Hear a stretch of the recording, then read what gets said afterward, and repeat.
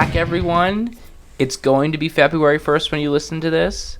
And I've got some news. We're not actually here, right? Where are we? We're recording ahead of time. So this is going to be over a week old by the time our dedicated listeners hear this. Oh, no. But I'm sure nothing interesting happened. January was probably quite a month. Yeah. People got a little better at remembering it's 2019. I feel like you get January as a mulligan. If you write 2018, everyone... Who's writing anymore, though? You writing checks anymore? Well, I sign a lot of documents, so I guess I'm a Oh, right. I'm an a attorney. Lawyer, Yeah. show off. Yeah, but I mean... Signing documents. Hopefully one day it'll just all be done psychically, you know? That would be my sincere hope. So... we are going to do a little bit of time traveling. We're not going to call this episode Back to the Future because we've done it over and over again and forgotten that we've done it over and over again. More than the movie itself, I think. Well, there's 3 Back to the Future. Are there? Okay. Well, that's the thing with time travel. You know, you can't remember what you've done in the future or the past. A lot of paradoxes yeah, happening here. yeah. So I think that we're finally going to have to pay the piper, and we don't know what's happened this week, so we can't give out a golden tractor crank. So we got to go back into the Wayback Machine, and we've got to pull some golden tractor cranks from our own past. Yes. Sherri and I All right, so have dark pasts. well, I don't know. Embarrassing pasts. Well, you talk about your own story. Maybe Sherri's is one of triumph and glory. Okay. Could be. All right, so we're going to have. You want me to sit in judgment and award a golden tractor crank? This is the golden tractor crank. Judge Dennis edition. Okay. You asked for it. Judge? Actually, let's point of order. No one has asked for this. None of our loyal fans have asked that we. They haven't asked for any of this, No. but they deserve it. Yes, we just keep coming. All right. Grade A entertainment. Who would you like to go first? Who would you like to present their case first? All right. Let's give Sherri a chance because she hasn't had a good chance to talk yet. Ladies first. Ladies. Okay. Thank you very much. Mm-hmm. I actually have 2 stories, and I'm still just one. I know. I think I'm going to tell the one that I'm going to start right now. Hang on a second. Sorry. We'll edit that out. So I have lived in Carroll County all of my life, and I actually grew up on a farm.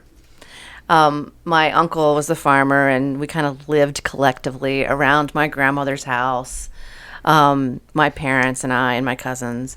And so my dad was, while not a farmer by trade, considered himself somewhat of a gentleman farmer. And he was also very house proud. And so the bane of existence for many farmers, and probably any farmer, are groundhogs around here. Oh yes. It's a really big problem. Mm-hmm. So my father didn't per se have a groundhog problem in his field, as it were, but we had this lovely little post at the bottom of our driveway that had the name of our property on it. You know, I can't even remember what they used to call it. Green Acres. Yeah, something like that. And maybe the address, and it was we had a lovely home and a paved driveway, and so this groundhog actually took residence underneath this beautifully crafted pole that my father had made. He had landscaped around it, so this groundhog took residence. So That just may as well have been spitting in his face. my father was pissed. I mean, beyond pissed. Mm-hmm. And he was determined to get rid of this groundhog, so he tried everything he could. He tried the humane trap. He tried the kill trap. He tried everything. And finally, he got so angry that he went out and bought some dynamite. So he bought... Randy is so stone-faced. He bought a couple of sticks of dynamite, Uh-huh. and not really thinking it through too clearly, decided to stick the dynamite down that groundhog's hole so he could destroy the hole. The groundhog, I don't believe, was in there at the time. And and he had forgotten the very subtle thing about this pole, that it was, holding up our address. It was coated in creosote. So he blew up the groundhog's hole and then set the pole on fire. And the Pleasant Valley Fire Department actually had to come and put out the fire at the end of our driveway. My father trying to rid his very house-proud yard of a groundhog. Well, and he got the pole too. He did. Got the pole as well. That was pretty good. We got us a competition, people. That was pretty By good. the way, Ernest Hemingway just texted me and told me your stories are too long. Oh, thank you. He thinks you go a little too flowery. So, my story, may I approach the bench?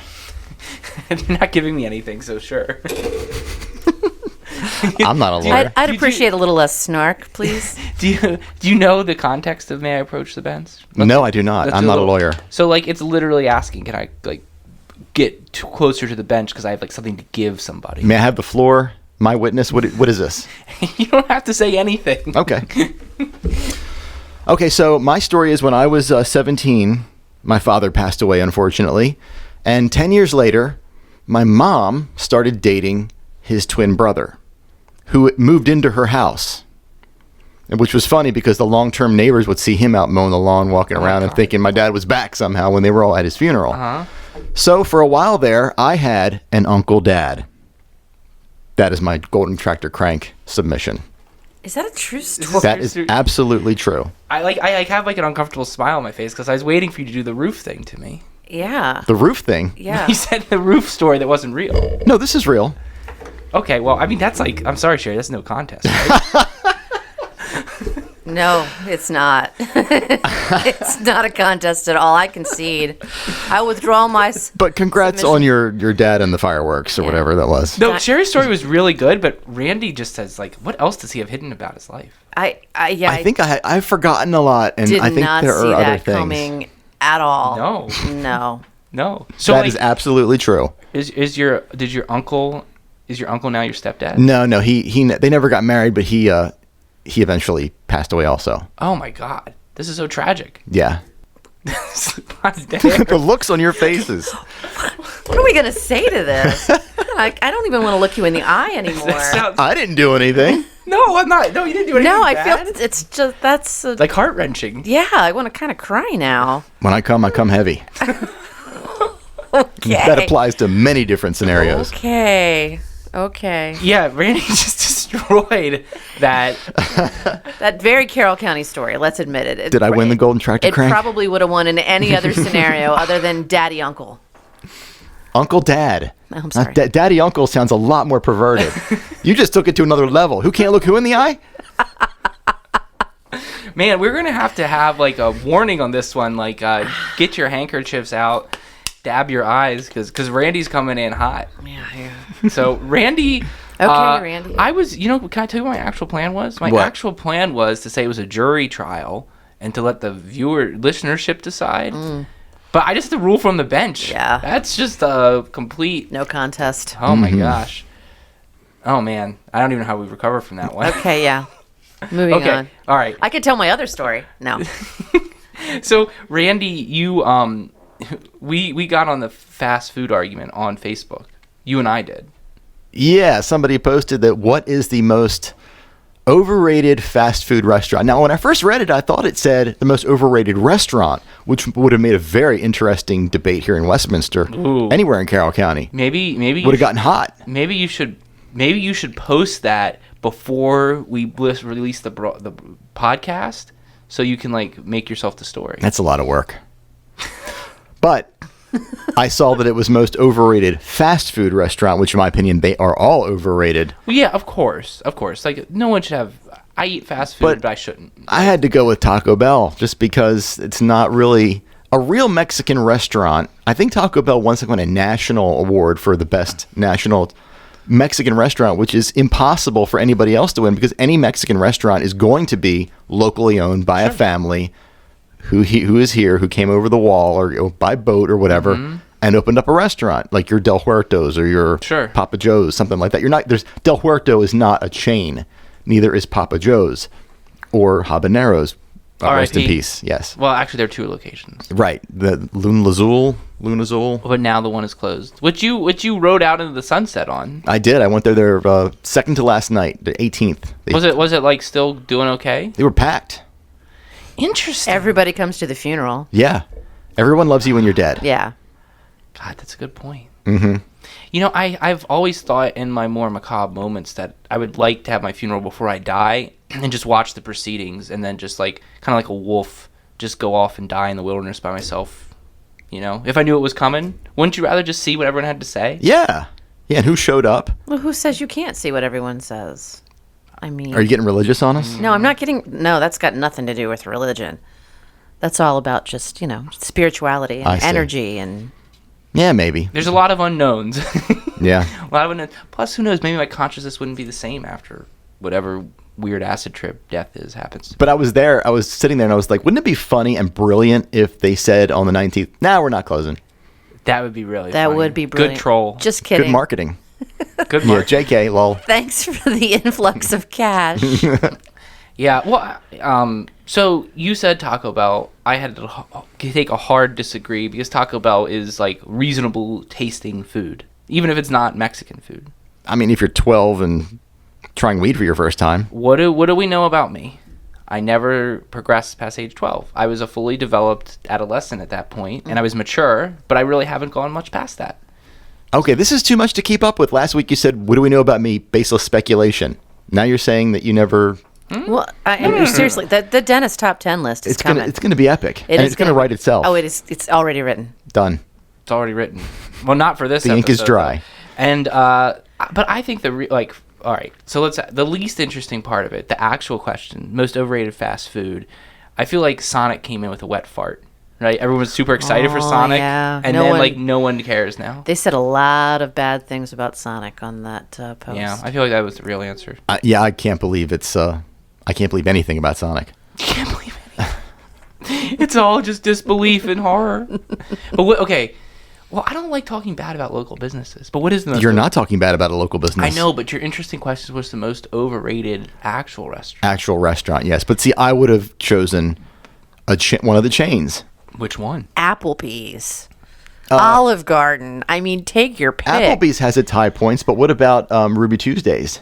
Oh, is that even still open? Yeah. Like the R is hanging off the side of the Right. building now. It's like fallout like Yeah. shelter. Yeah. I mean, I'll Olive Garden is the most Olive overrated. What You know what? I'd agree with you there. Here's the thing is like Applebee's and Ruby Tuesdays. If you want to sit down and eat bar food, like it does do that, right? There's not like It does, but it's not like there isn't like a direct competitor with them. I don't think. I think there are things that like do a lot of the things they do. So like I could see there being situations where it's like, okay, I've got like this set of personalities and these sets of things. We're just gonna go eat at Applebee's and I'll blow my brains out. you can do that in other local bars. I mean, I would encourage you to do it too. I'm just saying I can see, but like Olive Garden to me, there's like so many good Italian places here. It's like why? Why Oh, would you yeah. Yeah, why would you do that? Yeah. I mean, that's plus. I don't think I've ever eaten Olive Garden without feeling sick to my stomach. So my son is a server at one of the local really amazing Italian restaurants, and inevitably some schmuck will walk in off the street and be like, "Do y'all have the unlimited salad and breadsticks?" And he's got to be like, "No, it's not." Just like a real. Say Olive Garden out there. Randy, I just said a bad word accidentally. I understood. All right, but 13 minutes. okay, but I just feel like they should just have like a sign, and the person who asks should get a Stone Cold Stunner and send out the door. Yeah. Like, it's just like, are you serious? Like, are you like a real human? Mm-hmm. Oh God. Oh, I'm not surprised at that. I think people do equate Olive Garden with actual Italian restaurants. Ridiculous. Oof. Okay. It's like the McDonald's of Italian restaurants, I think right? it is. Yeah. Yeah. That's an insult to McDonald's. I think that You can't insult McDonald's enough, in my opinion. Yeah. the gulf between a McDonald's burger and a normal burger is far less than the gulf between Olive Garden and real Italian think? food. Yes. Didn't they try to figure out how to put actual meat in a McDonald's burger at some point? I don't think they ever figured that out. I mean, that's not really the point. That's not why you're going there. I knew they were trying to figure out how to get real chicken in the McNuggets, God, I really want a cheeseburger now. but a real cheeseburger. Yeah, like a real cheeseburger, like one from Maggie's or something like that. Yeah, Raphael's, the Raphael burger. Yeah, exactly. It's not Wednesday, though. So Tuesday. Tuesdays are special. Tuesday's burger day. Or Wednesday's wings. They're not a sponsor, so we need to keep moving. Just when we said their name, just bleep it. yeah, just bleep 'em. Repeat ELs. Yeah. Okay. So Taking a trip down memory lane. Well, actually, do you want to do your Yelp thing now? Oh, okay. Yeah, that was a really smooth segue. Sure, let's do that. Okay, good. I'm a master of this. I'm good at this. So, and let me ask you guys, how do you feel about Yelp? How do you feel about Yelp reviews? I think it's stupid. for And restaurants. Extortionists. yeah, they're extortion, and I would much more trust Google and Facebook for reviews, because you have to be you on there rather than being Yelp. I think is a Yeah, joke. some anonymous little troll who can hide behind the internet. So Yes. I've been in business for 8 years, and I've had my share of not so nice things said about me personally. And you know what? She always posts them and then replies to them on Facebook, and they're hilarious. I don't post them and reply to them on Facebook. You used to. Well, I mean, the ones that I got busted. I think the one you're thinking about is I got busted. I got a 1-star review for flying the rainbow flag outside of my business, and they actually, Yelp, to their credit, did take that review down immediately. That's the one you're thinking of. But I was thinking of when you said, "This ain't Starbucks, honey." That's all you posted on Facebook. Oh. And then I asked you what it was about, and then you like, oh, that wasn't a review. It was somebody who asked for like a venti something. Yeah. Well, people come in all the time and say, "Can I have a venti or a tall or a grande?" And I'm like, "You're getting a large," because I don't know what that means. But yeah. So yeah, this I'll ain't speak Starbucks. Latin. Honey. Yeah. I feel like that's it's Italian, Spanish. right. So Anyway, what I do when I get a bad Yelp review is I look at it and I kind of ponder it, and I stir the pot a little, and I simmer it, and then this is my form of porn, okay? I actually write a response to all the bad Yelp reviews. I never post them, but it's very cathartic for me. Oh, you just write them down for yourself? I write them down for myself. I have novellas. God, it would be so funny if you do you have a posted scrapbook? them. Well, it just so happens that I have an example of one. If you guys would like to hear it, if somebody would be willing to play the part of the person posting the Yelp review. I'll do that. I'll read the review. Okay. Here we go. You should have answered it in the voice you're going to read the review. I'll read the review. Oh. Ooh, there we go. This place is like a Westminster staple, but my last visit was very disappointing. Went on a weeknight. There were no other customers. Ordered 2 small iced teas and paid about $7, which seemed really steep. The guy taking the order was not friendly and hardly spoke to us. The teas came out lukewarm, mostly with melted ice. They were playing cheesy pop music like Kelly Clarkson and NSYNC. It really didn't set a great mood for a coffee house. They also... Are you going to the bathroom, Dennis? What's going on? I'm doing something over here. All right. They also had some notice posted about their staff saying something about, "Don't talk to us about politics because you won't like our answers." Wow. I feel like that's sort of unnecessary for a business to post, no matter what your preferences are. End of rant.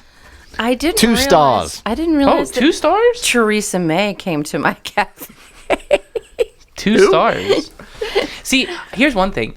If I'm really mad at some business, and first of all, I'm never do a review like that, but if I have something to say, I always do a 2-star because I feel like you seem more credible than a 1-star. Like a 1-star is like a real axe to grind, but 2 stars. Maybe this person has taken a page from your book. I wonder what they did like. The only 1-star I gave 1-star reviews to the Apple Store, which is hell on earth, and I think always deserves a 1-star review, and to a restaurant that literally poured a plate of au jus on my wife and didn't apologize or discount. Damn. us Wow, yeah. into her purse. Did she get a French dip? She sure did. Anyway. So what I do after I read this review is I write a response. So would you guys like to hear my response? I would love to hear it. Let's hear what you have to say. It doesn't normally enter into the internet, though. It never, on no occasion would I have posted this. But this is entering onto the podcast, so there's always a chance. Well, I mean, this is your last chance to pull out. I think we've discussed that we don't like to pull out. No. Okay. Okay. So I've actually bullet pointed and numbered my responses to this Yelp review. Okay. Okay, ready? Number 1. A freshly brewed small gourmet iced tea, plain sweet green or raspberry, is $1.90 with a free refill. So your math is a bit off. That's $4.03 with tax, just FYI. It's about 7, right? I'm not sure there's anywhere else in town you can go to have a chat with your friend for $4.03. Or maybe you bought both iced teas for yourself. You didn't specify. Maybe they tipped $2.97 and then gave a bad Why review would about you tipping. Why would you tip after that horrible service you received? I don't know. Okay, number 2. If there wasn't enough ice in your drink, all you had to do was ask for more. Some people like their glasses filled to the brim with ice. Some people like minimal ice so they can enjoy the actual taste of our tea. Clearly, we guessed incorrectly with you. Number 3. If you don't like the music we are playing, we are the kind of people that are open to changing the station. All you have to do is ask, which is much more kind than being a troll on the internet. Number 4. Once again, all you have to do is ask. But I can see how it's much easier to stew on something so life-altering as your perceived injustice at a local coffee shop and have to announce it to the world on this app. You really took up the mantle for disgruntled iced tea drinkers everywhere. Huzzah! You finally found your cause. It's about time someone spoke up. Can you imagine the suffering of iced tea drinkers across our fair city? They have a voice in you. You are so brave to speak up, KT. I see a monument in your future. What's the cost of what's the largest possible iced tea I can get? You can get a 20-ounce iced tea for, I think it's $2.78 with tax. Okay, maybe they got 2 of those.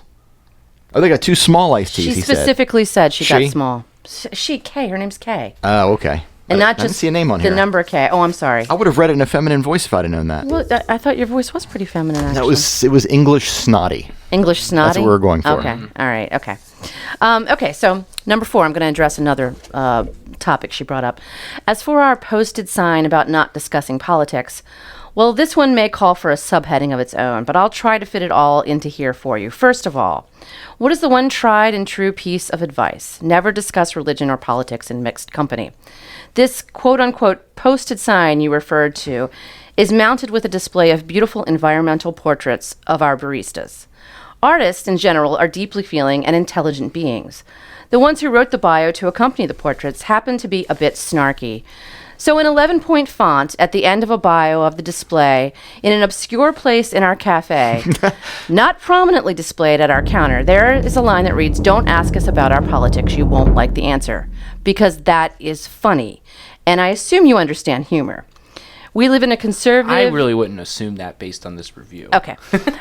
We live in a conservative small town, and we are an island for those who don't happen to hold the same opinions as the majority of people around us. Our differences should be embraced, not announced by megaphone on the internet.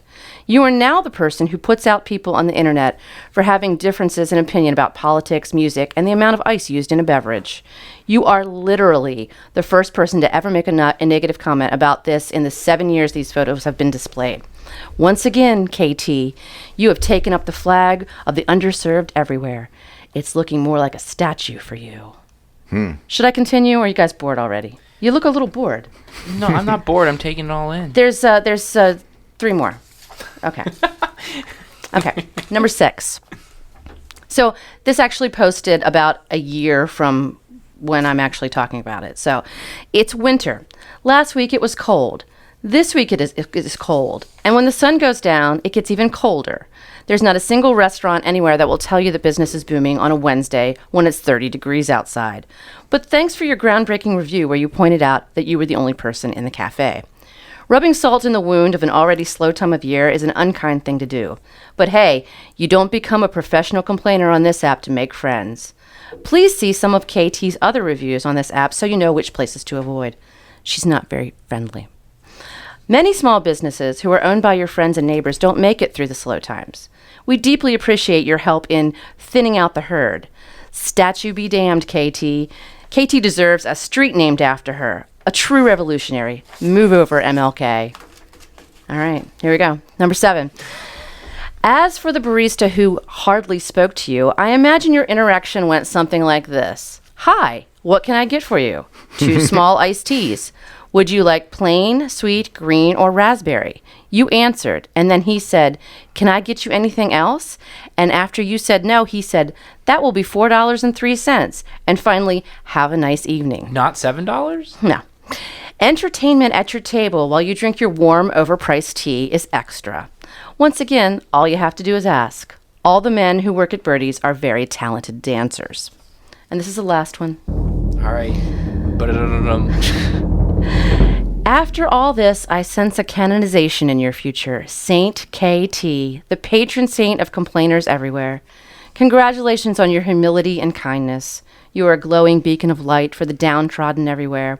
There will be songs written in your honor. And to think, you once graced our humble establishment on a cold March Wednesday eve. Oh, I guess it was more than a year ago. Sorry. I finally have a story to tell my grandchildren one day. Thank you. Thank you.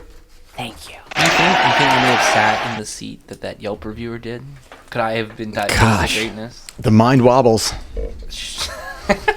So I think that's really how all people would like to respond to their negative Yelp reviews. I don't know why you don't post that. Because I would get crucified. Why? Everyone just say the sour grapes for her. Like, I guess I feel like if you're going to get negative reviews, either don't respond at all or just go all out like that. Yeah, I mean, I think that the coaching they tell you is to like acknowledge it, like say some kind of like thing.